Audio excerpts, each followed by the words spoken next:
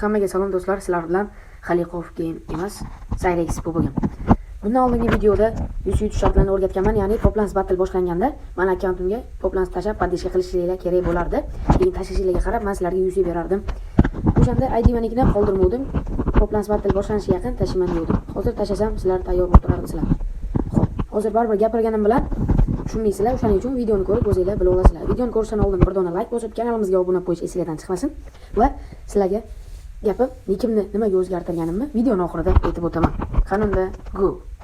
Birinchi bo'lib PUBG kira olamiz. Do'stlar, obuna va like bosmagan bo'lsanglar bosib qo'yinglar. Bosmaganlar uchun yuzi ham yo'q. Sizlarga ishonaman. Sizlar videoni ko'rmasdan oldin obuna va like bosasizlar. Videoning oxirida UC shartlarini yozib qo'yganman. Oxirgacha ko'ringlar. Hop, derazadan pastda do'st qo'shishga bosib, xohlasanglar ID, xohlasanglar nick yozasizlar.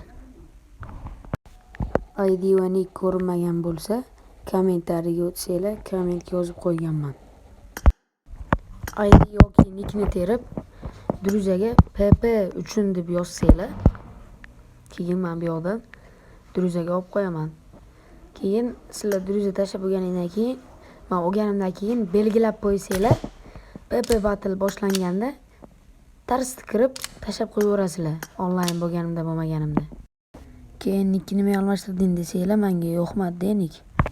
O'shanga Cyrex qo'ydim.